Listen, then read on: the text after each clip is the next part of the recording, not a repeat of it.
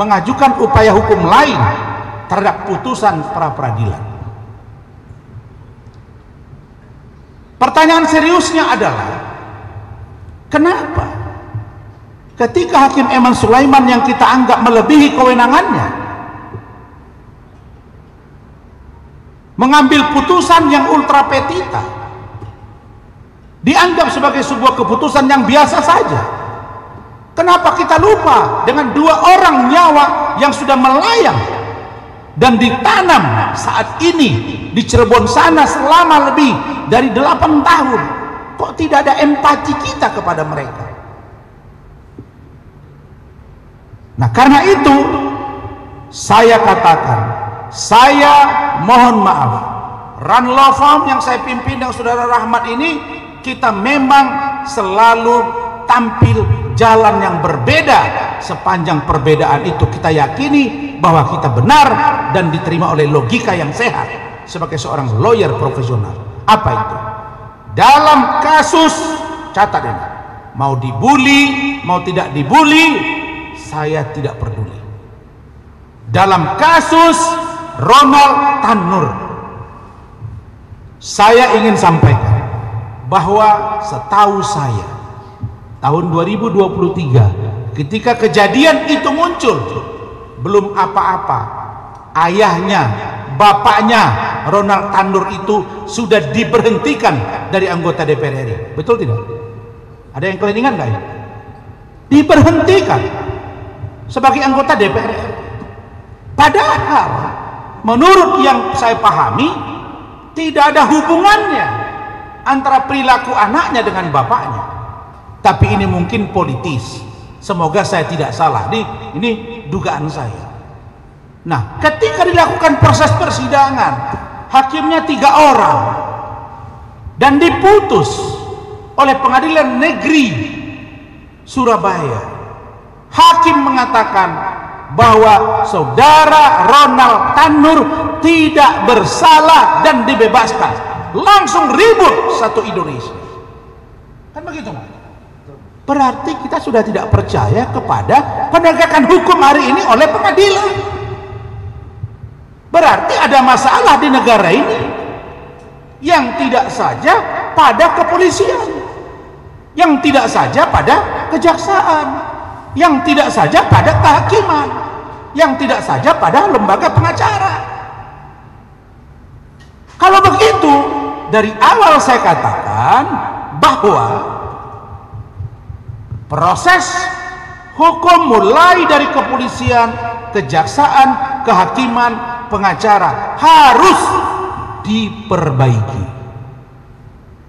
Jadi saya berharap teman-teman semua lewat para pakar jangan buru-buru menghukum, menjustifikasi pengacara, hakim dari kasus Saudara Ronald Tanur, yaitu Bapak Damanik. Apakah saya setuju meninggal pacarnya Ronald Tanur? Tentu tidak. Tapi mari kita berlogika hukum. Mari kita memakai cara berpikir yang cerdas sebagai seorang penegak hukum. Nah, karena itu, apa kaitannya saudara-saudara? Dalam kesempatan ini saya juga menyampaikan kekecewaan saya yang maha berat kepada Bapak Profesor Dr. Mahfud MD. Apa itu? Pak Mahfud bicara di podcastnya Terus Terang Mahfud MD. Pak Mahfud ini ngomong seperti ngejek dia.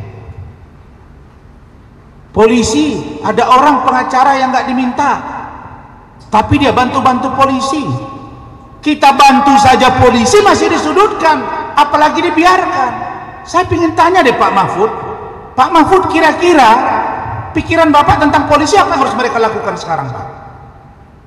Bapak pernah Menko Polhukam, Bapak pernah membuat tim untuk percepatan reformasi hukum, mana hasilnya? Saya tersinggung dengan kata-kata Pak Mahfud. Karena banyak yang DM saya, WA saya, seolah-olah itu arahannya ke saya, mungkin kepada kawan-kawan saya. Kami tidak pernah dipesan oleh polisi untuk bantu mereka. Saya tegaskan itu. Dan kami tidak pernah bekerja sama dengan polisi untuk bantu mereka. Tapi sebagai seorang penegak hukum, dan kita levelnya sama sebagai penegak hukum, lawyer, kemudian hakim, kemudian KPK, jaksa dan polisi setara dalam penegakan hukum, maka kita wajib saling perhatian dengan sesama hukum. Kok Pak Mahfud ngomong begitu? Tersinggung saya sama Bapak. Oh, ini Rasman nantang. Saya masih ingat ketika Pak Jokowi periode yang lalu, periode pertama kabinet kerja, waktu itu ada salah satu TV swasta, narasumbernya Pak Yusril, dan kalau saya nggak salah saya ada di situ. Pak Mahfud sedang di luar negeri, zoom dengan Bapak. Bapak mengatakan, saya siap menantang siapapun yang mendebat kata-kata saya ini. Tapi kok di kasus ini Bapak tidak ngomong? Kasih dong pikiran, apakah ini pembunuhan, apakah ini lalu lintas? Terus Bapak komentari dong Surabaya itu, apakah itu harus dihukum hakimnya, apakah itu hukumnya seperti apa? Komentari dong. Jangan karena Bapak, saya khawatir Pak Mahfud ini nanti begini-begini, nanti masuk ke dalam sistem, jadi ini jadi itu lagi. Takut saya nanti jadi berubah. Jadi Pak Mahfud, tolonglah Bapak berbicara, saya di DM, saya tersinggung dengan kata-kata Bapak. Jangan Bapak pikir Bapak segala-galanya, Bapak senyum-senyum seolah kita ini orang yang muda-muda ini tidak berisi, Pak. Yang Bapak baca KUHP, KUHP, undang-undang sama dengan yang saya baca. Dan saya tidak pernah gentar menghadapi orang seperti yang Bapak sampaikan ini.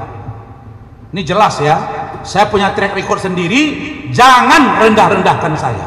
Mudah-mudahan apa yang saya sampaikan ini sampai ke Pak Mahfud, dan mudah-mudahan Pak Mahfud tidak maksudnya ke saya, tapi saya menduga itu mengarah ke saya dan kawan-kawan saya yang lain.